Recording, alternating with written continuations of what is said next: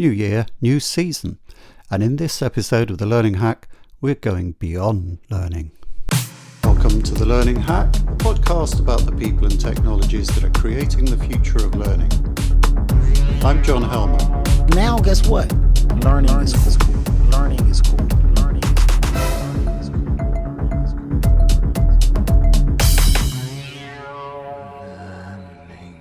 We live in this rather cloistered little world called learning. But if one day, out of curiosity, you should happen to push through the coats at the back of the wardrobe, you could find yourself in this whole other world called knowledge management. They don't speak our language there. They have this whole set of buzzwords all their own, and they don't follow our gods. They have their own set of lanyard-garlanded gurus and shamans who turn up at their conferences and blog on their blogs. But confusingly, some of their guru figures like to wander through the wardrobe from time to time into our universe. And one of the most interesting of these zone-crossing figures is Harold Jarche, our guest on this episode of The Learning Hack. So who is Harold Jarche? Fact me, Kate. Hack facts. A graduate of the Canadian Royal Military College, Harold Jarche served over 20 years with the armed forces before launching his successful independent consulting practice in Sackville, New Brunswick, a location he describes as the middle of nowhere. Despite this, he has become an internationally respected blogger and speaker at conferences worldwide. And now he's on The Learning Hack. We had a really interesting conversation about, well, let me at this point bring in our head of themes, Jay Curtis, to tell you what we talked about. Since we're in lockdown, we're having to do this as an outside broadcast. Give us the themes, Jay. Well done. We can't see you, Jay. Can you come out from behind the hedge, please? Well done. You can take the mask off. I'm miles away. Well, John, the main theme was personal knowledge mastery, or PKM, which is Harold's big thing, really. But you also covered sensemaking, wayfinding, how technology can support people in coping with complex problems, and the influence of Harold's military background on shaping these ideas. Jay, you look cold. Are you cold? Yes. Is it raining? A bit. Best get inside then, in the warm. OK. Thanks for those insights. You're welcome. This was a really interesting conversation for me. Harold doesn't fit in with the conventional L&D model of how things ought to be, but the stuff he's talking about seems more and more relevant to this complex universe full of junk information and fake news that we have to navigate nowadays. How do you navigate this chaos and stay sane? Harold's got some good ideas about that. I asked him first of all which world he feels he really belongs in, learning or knowledge management.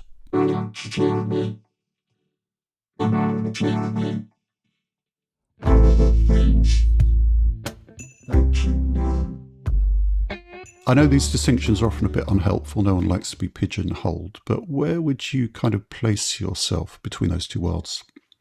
I'd put myself probably outside of both.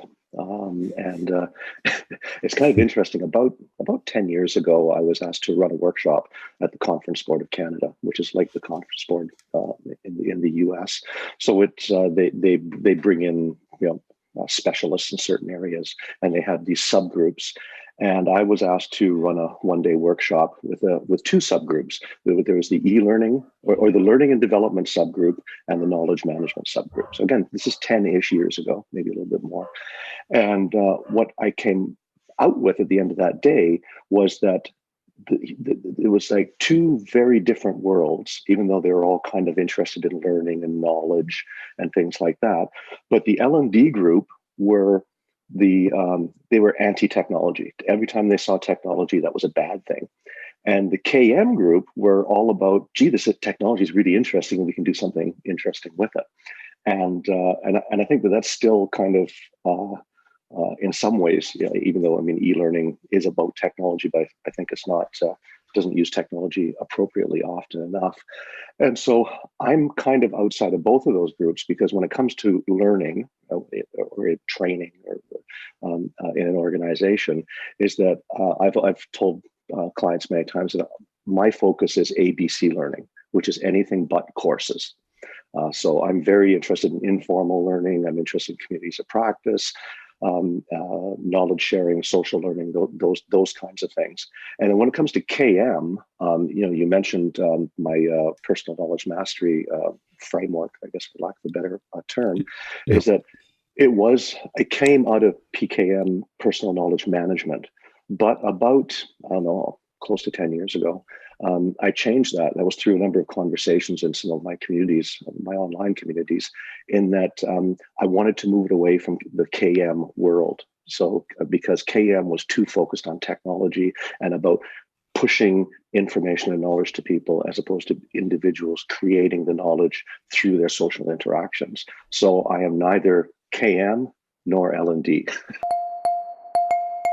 We had George Siemens on the podcast. We're very lucky to have him. He talked about sense making and wayfinding as things that people increasingly have to do nowadays within the sort of domain of learning. Could you explain these two terms, sense make? Let's start with sense making. What is it? Yeah, well, it's interesting because I know George, a fellow Canadian, and he has, I think, U.S. and Mexican roots as well. So he's very, very global. But so, I mean, George was one of the early bloggers that I was connected with, 20 years ago. And I actually, when you mentioned wayfinding and sense making, I went into my blog and I found a post that I'd written 10 years ago about George writing about wayfinding and sense making. And one of the sort of the differences is that George was looking for ways to automate the sense making process. And for me, that is really antithetical to the whole notion of sense making, is that you actually have to do something. It is through doing, experimenting, perhaps even conversation writing, that we make sense of things. We can't just sort of absorb information and think that something's going to happen about it. Happen is that we have to be using it in context to better understand it. So my look at sense making and what PKM is about is it focuses on making sense of complexity, things that are, it's not about, mastering a subject area, which is more something that's complicated that a community of practice or a profession would be good at, but it's how do we make sense of the stuff that, again, is complex, which means that we can't really analyze it in order to understand it. We have to immerse ourselves in that. It's like the pandemic, is that when the pandemic hit, there were no and how do we make sense of these complex things which more and more affect us, the things that where there are no easy answers. And that for me is the focus of sense making. It's not it's not mastery of an individual discipline. It is making sense of the stuff that really is important to us, in the chaotic domain and in the complex domain, as the Knebben framework. I presume you're familiar with that. And listeners would be Dave Snowden's work on that. And is wayfinding the same thing, or is it something distinctly different? For me, wayfinding, I talk about it in my workshops. Wayfinding is about finding fellow seekers, fellow explorers. Okay. If you think about in olden times when we had guilds, is that there were apprentices, there were journeymen, and there were masters. And the masters did not do the teaching. It was the journeymen who did the teaching. And they were slightly ahead in the journey, right, of the apprentices. And quite often is that's who you need to find, is somebody who is interested in the same things and is perhaps slightly ahead of you in their own sense making. It's really that sort of that zone of proximal development that Vygotsky wrote about. Yeah. That so wayfinding is finding fellow seekers who are continuously pushing at the edges of their professional expertise. I think that's part of it, and it's about becoming a better practitioner of whatever profession you happen to be in. And so that for me is the important. And of course, the more diverse that group is, the more diverse in their experiences and perspectives, I think the more resilient that your knowledge base becomes, because you're getting inputs from various perspectives and you're not listening to an echo chamber. As an English grad, I'm always interested in the language here, and it's interesting that you reference guilds, which comes back in the kind of Spotify agile company sort of rhetoric as well. And of course, so the internet's brought back so much of that medieval language. I blame Dungeons and Dragons, but I don't know if that's accurate or not. That's possible.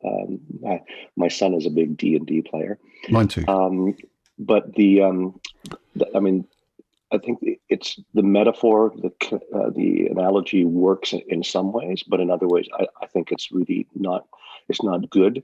Like if we adopted the guild format, lock, stock, and barrel, the problem is that they were very self-centered. They were very much keep the information within the guild. They were not about sharing it outside the guild. And I think that in a network society, that would not be a good model to follow. Drilling into PKM a bit, there is a four-box matrix. There's also a four-box matrix. Sense-making's on one axis, sharing on the other. I'll post a link to this in show notes. In the low sense-making, low sharing part of the quadrant are consumers, and that's not where you want to be, is the implication. But I guess that most people are there, unless you're talking about sharing pictures of your dog and your holiday and you going cold sea bathing in Brighton. So maybe 80% to 90% of us are really knowledge consumers. What makes the difference is the active part, blogging or even podcasting, for instance. But how does that work? As in, I'm not sure it's immediately obvious to people how sharing what you know increases what you know.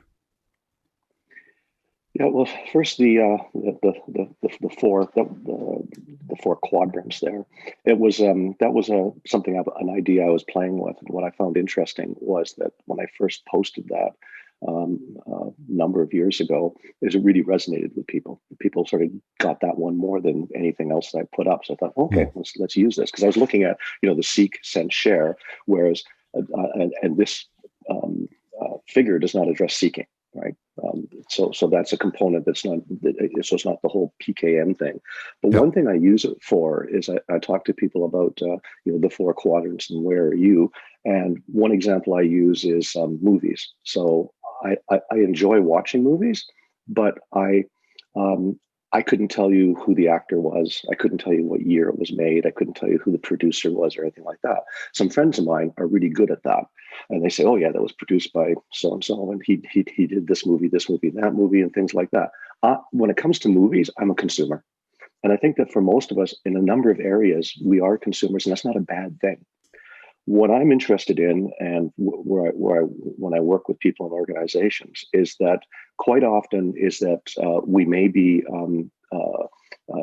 out there sharing, oversharing perhaps, and not adding value. So one of the focuses is that before I share something, what kind of value can I add to it? And the other one is that there are a lot of people with deep expertise, but they're not sharing either. And my position is that our job and as leaders or as professionals is to help make the network smarter, because it's when experts share their knowledge, right, and they do so in a public way, they actually help make non-experts more informed. So when I use Twitter a lot, following experts in certain areas, these people have deep expertise, but they're also sharing it, and I'm learning about stuff that I really don't know much about.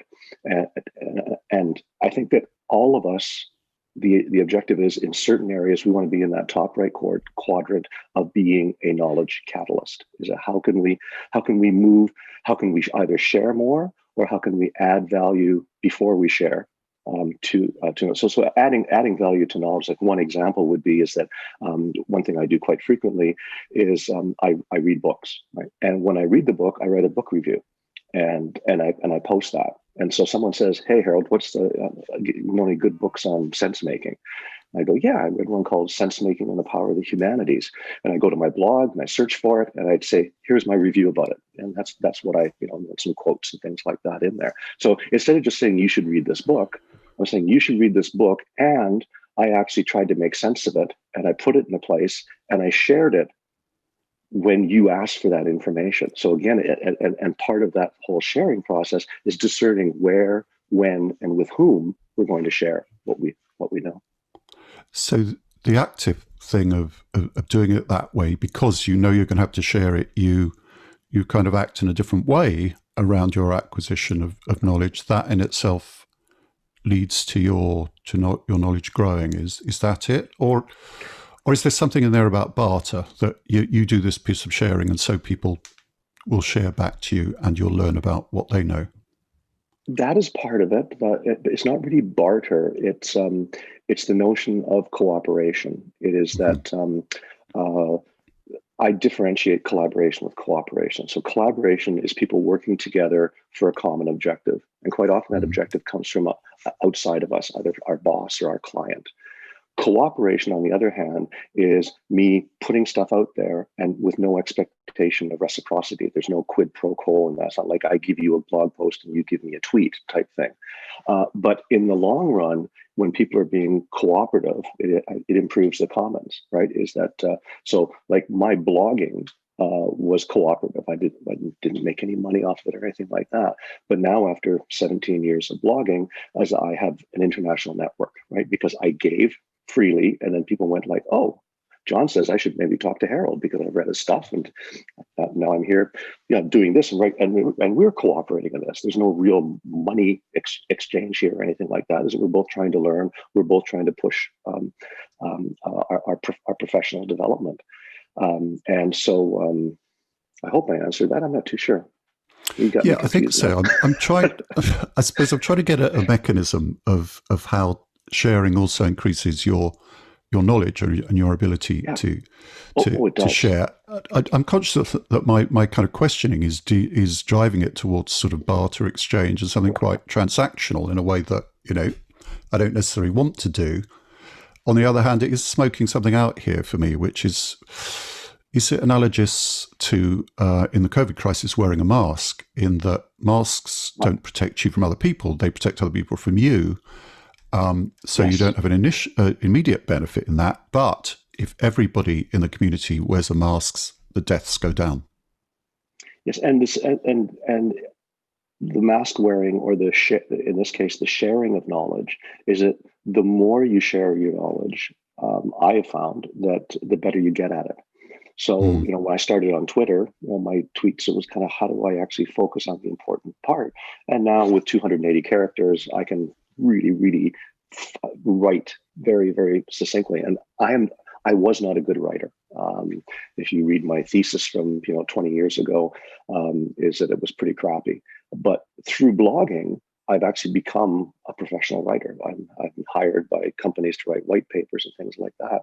And again, it was through the sharpening of the saw, the constant writing, that my writing became much clearer, more succinct. I have a certain writing style, like most people do. So the benefit of me sharing, the benefit of me writing, was becoming a better writer. And I think that's part of the what's in it for me thing, I think. I've called this episode Beyond Learning because I've wanted to explore for a while something I've seen a lot of in the industry, which is that large parts of what L&D departments in organizations seem to have responsibility for, like up to 50%, some practitioners have said, is not actually learning at all. It's stuff like comms and so on, and this stuff we're talking about. So that's if you take a narrow definition that learning involves moving stuff into long-term memory. And a lot of the discussion of the literature in instructional design so on focuses on how we can trigger and harness memory. But this seems to me to be slightly different. I hesitate to call it ephemeral knowledge because some of it you will want to retain for a while. But a lot of what you have to know to do a job effectively nowadays is stuff that you're only going to need to know for, say, a week, a month, maybe a year. We're not necessarily talking about moving things deeply into memory. So I think that begs the question, sorry, it's a rather long question, that how does this fit into the L&D workflow, and what might they do to support it? Well, I think that L&D has a very narrow focus, unfortunately. And because L&D and knowledge management, KM, are basically two different ways of looking at knowledge and information. And quite often they don't talk to each other.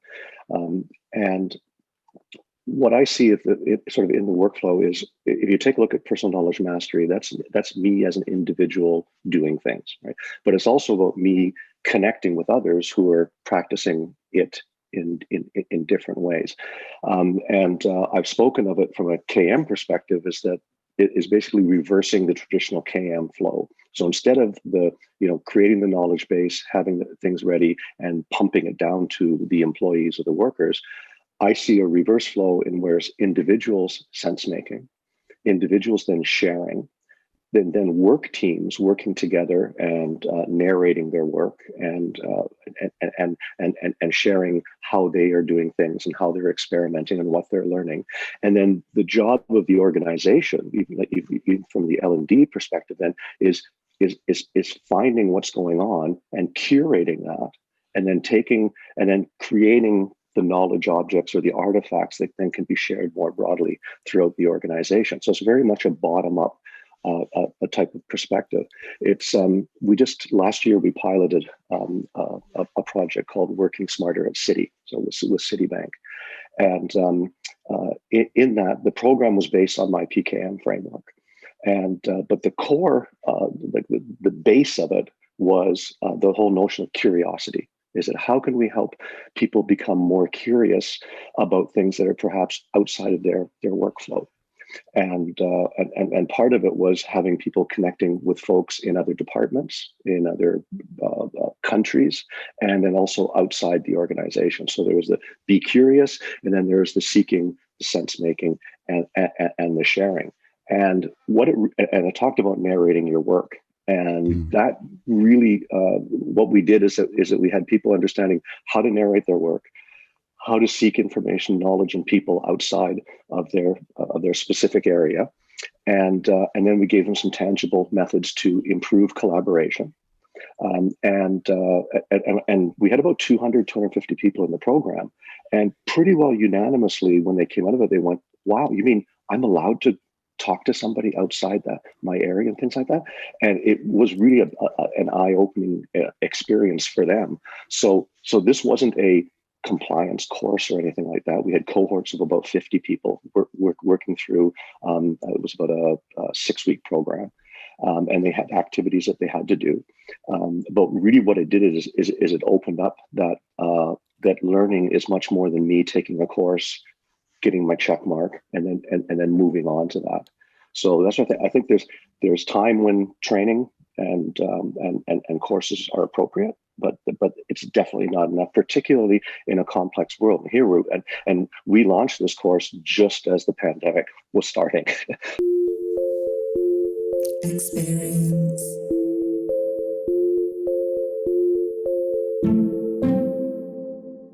It's everything that ever happened to you, everything that ever will. Experiences, both huge and not so huge, slowly add up over a lifetime to become your experience. Everything you know, everything you are. Experience.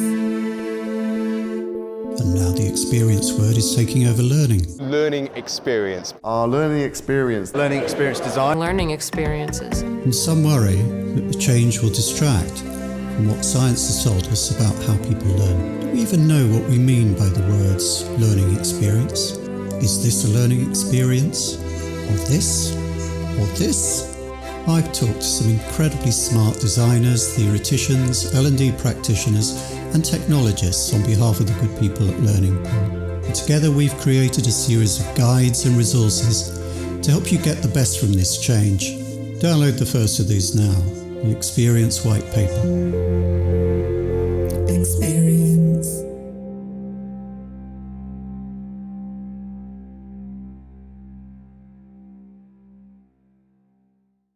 It might be hard for people to get their heads around this, around PKM in L&D departments, because whenever they think of what they're being told from the conference platform and from blogs about learning, is so centered on the individual, on this slightly behaviorist model that we're all trying to escape from, which is focused on the individual. So to think in terms of groups rather than individuals, is that difficult for people? Well, I think the most difficult part about sort of integrating this notion of self-directed learning and also social learning, both sort of, is that there's a lack of control.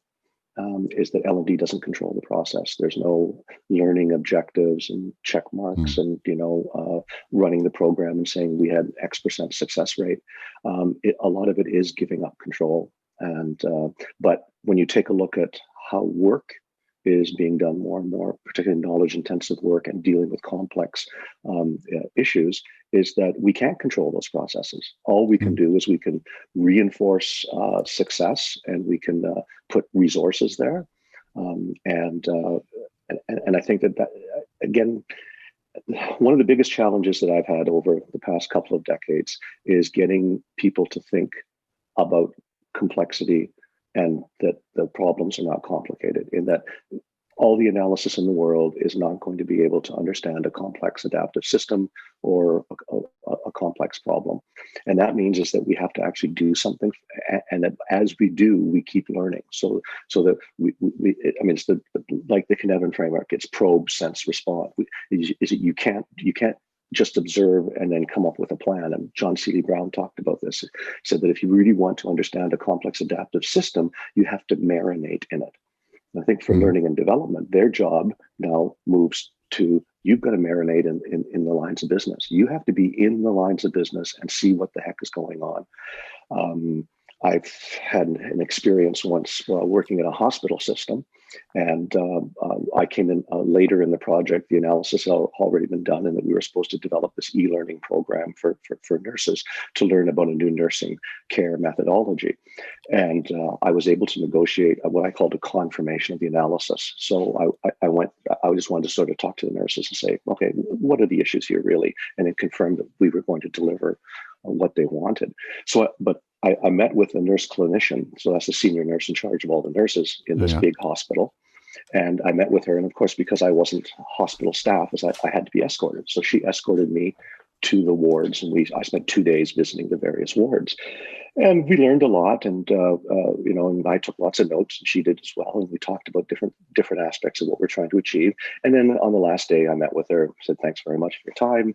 And I was going on my way. And she said, well, I really appreciate you being here, because it was my first chance to get out on the floor and talk to the nurses. And, it was really good for me. I said, well, how long have you been here? She said, 2 years.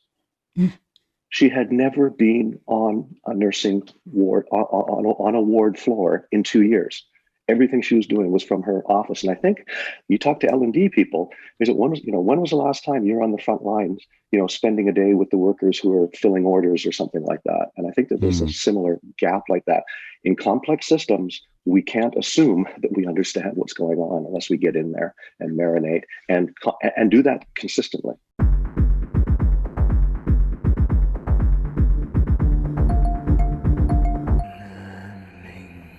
Having got to this point in the discussion, I think I want to reintroduce technology, perhaps against the stream of it. But continuing the theme of how L&D can help, what sort of assistive technologies might they mobilize to support PKM?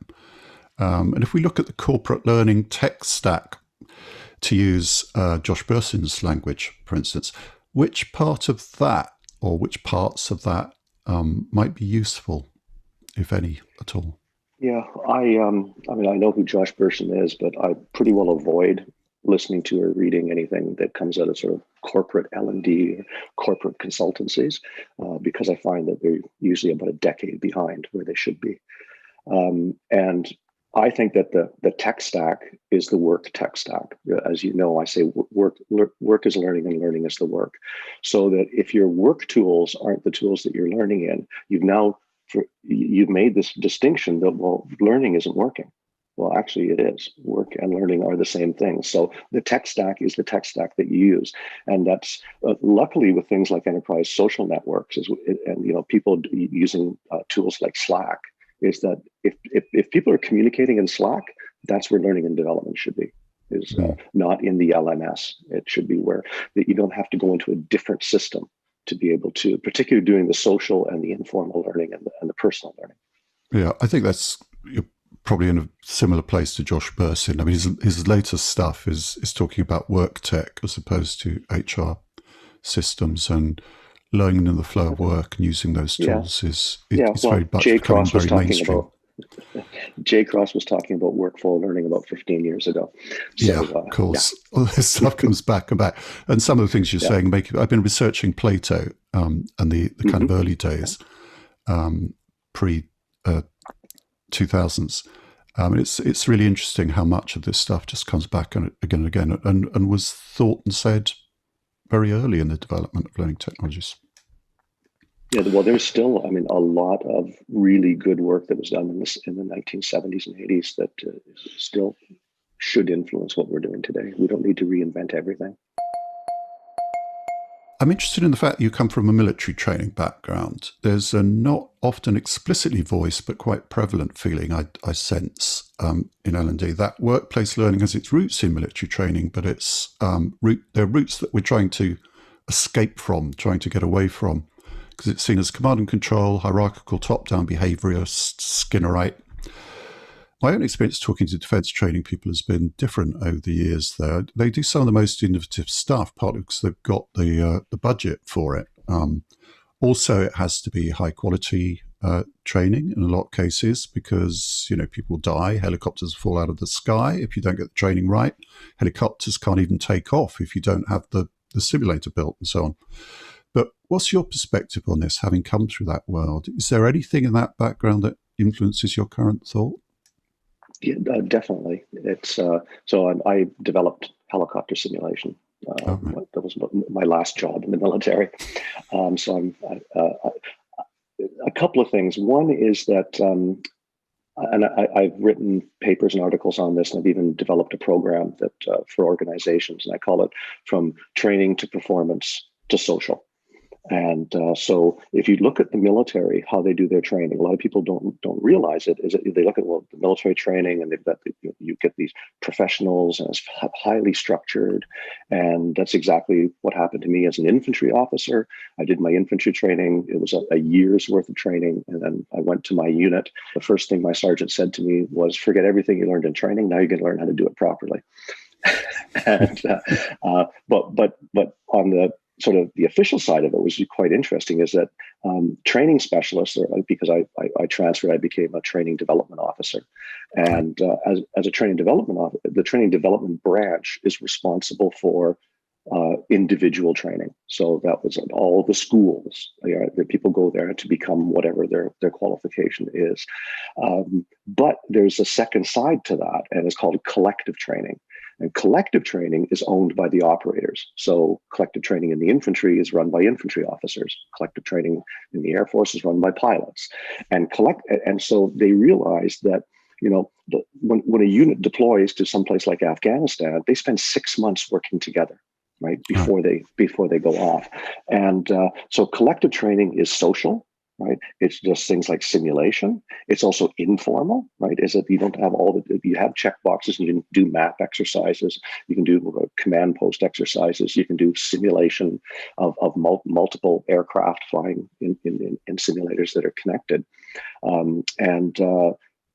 That actually is a much larger component than the individual training, and there's a lot more money put into it. But if you look at a civilian organization, a company, is that they can't afford to do the collective training. They can't do that because I got a person, they're qualified, whatever. We got work to do. We got to make money.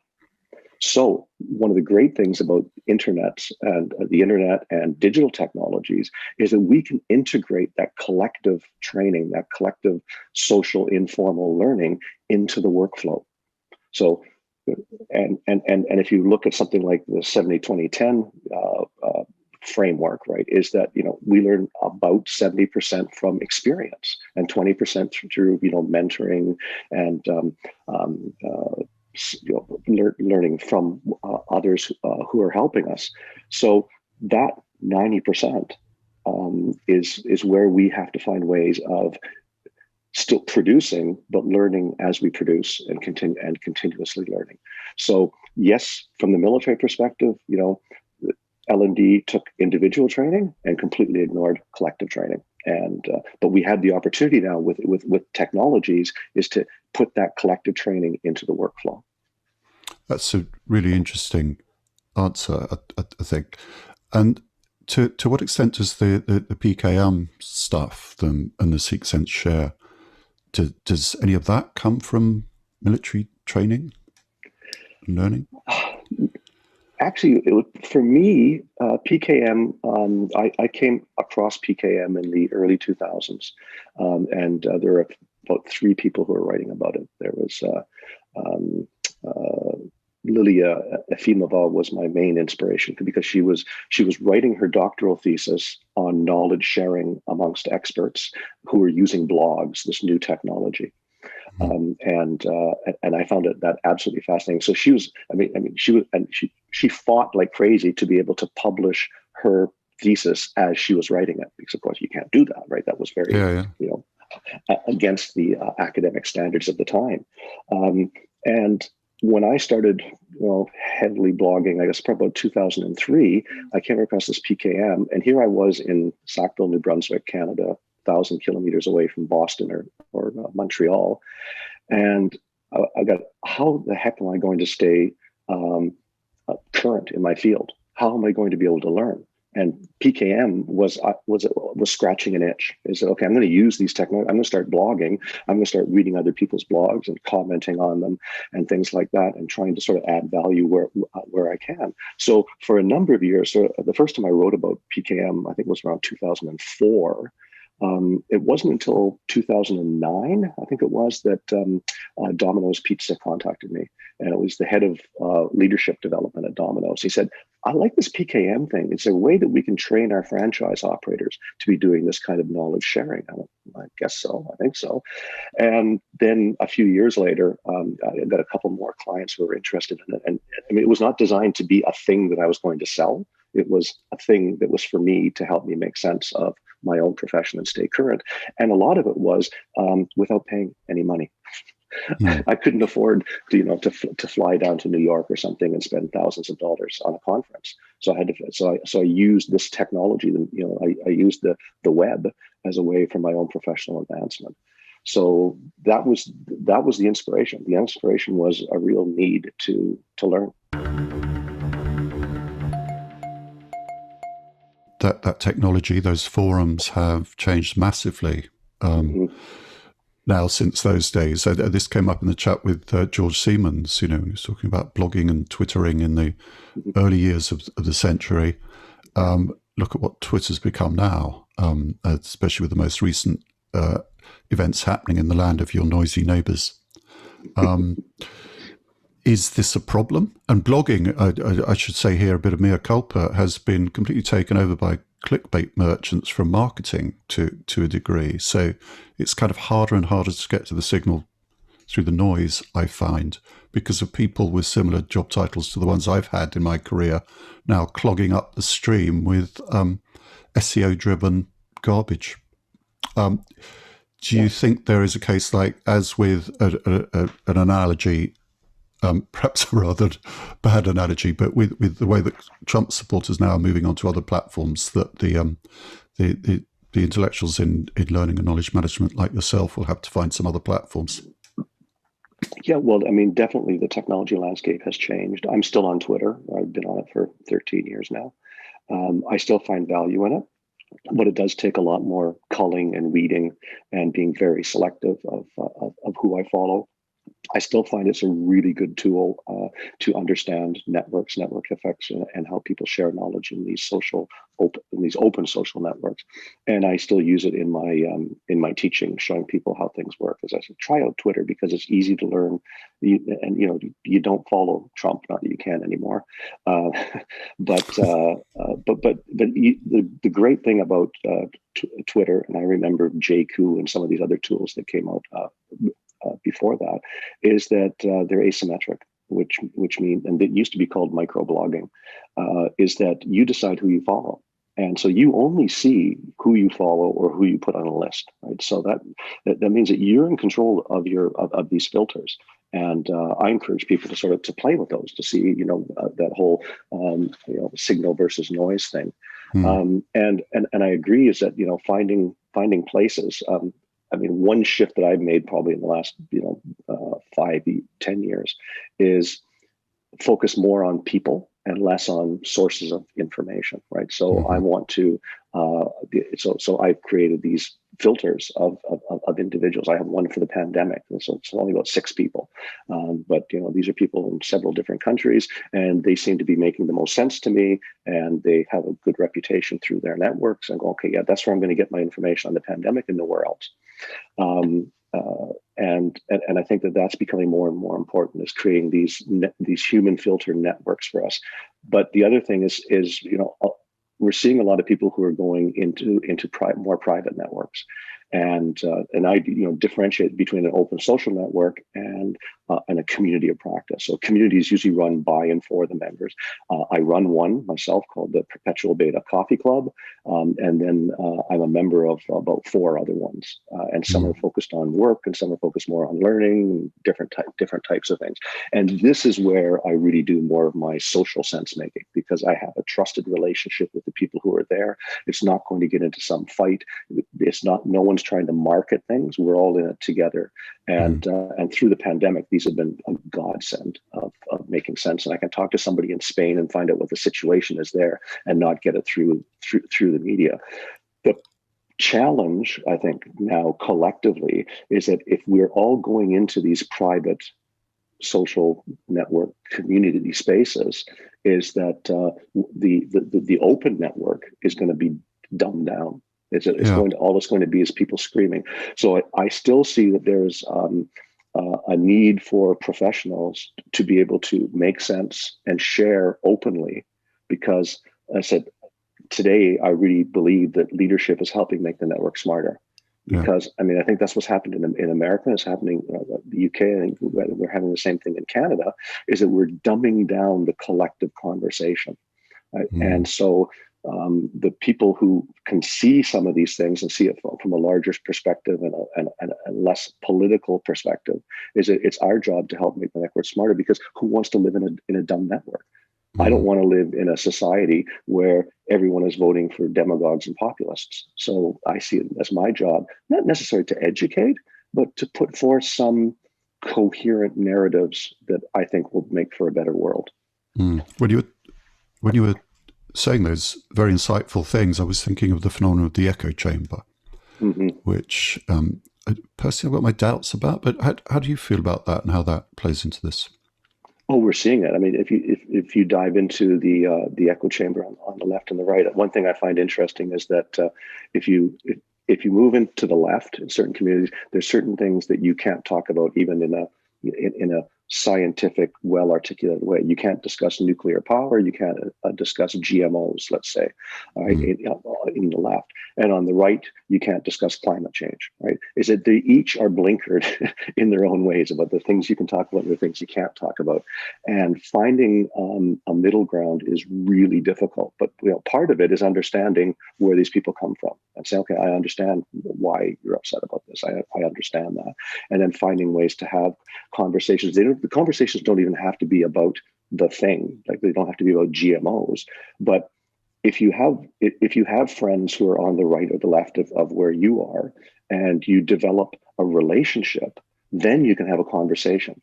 But before you have, but you can't have a real conversation unless you have trust established. So I think that becomes really critical of getting outside of our echo chambers.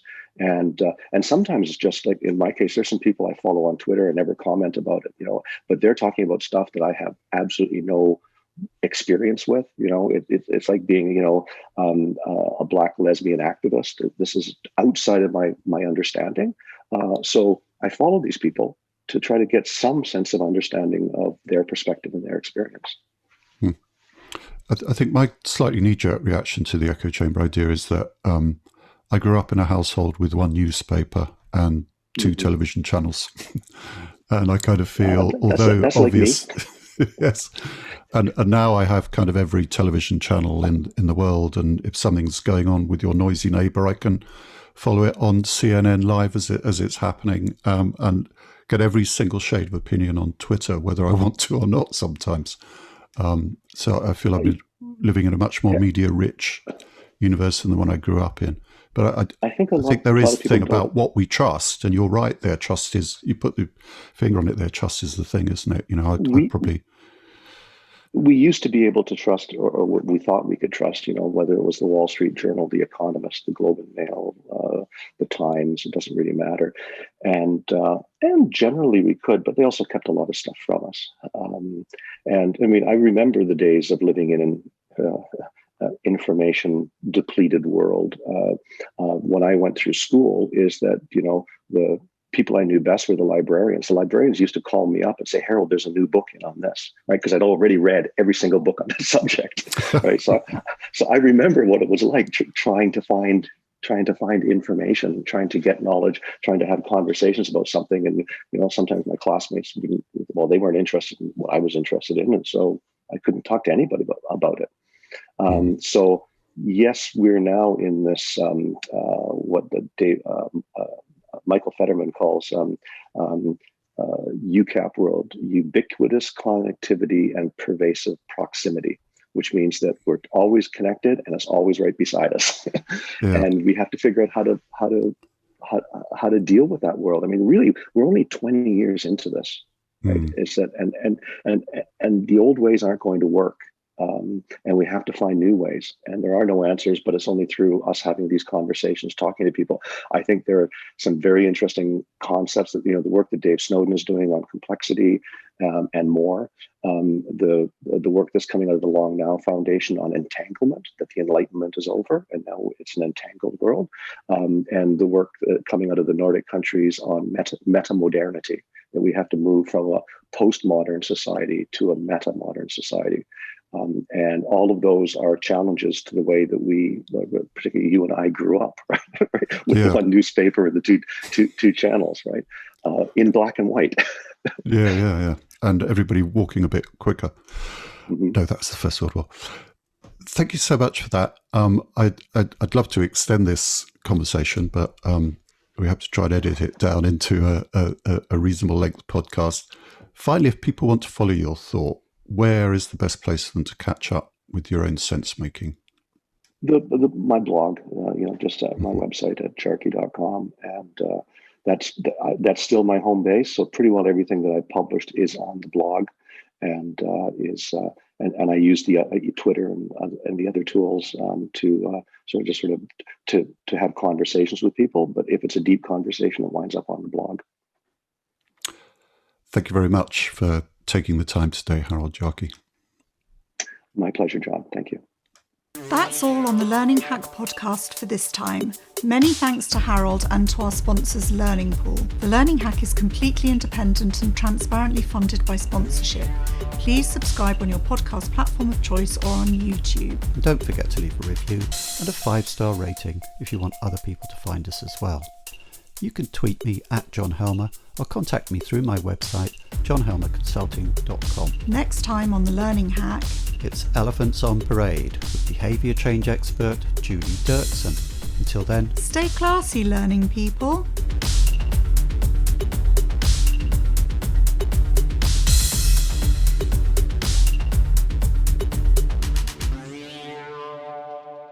Now I finally get it.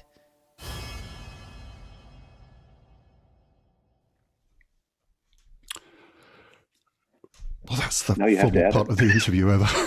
Yes, cut, edit. How technology can support people in coping with complex issues. And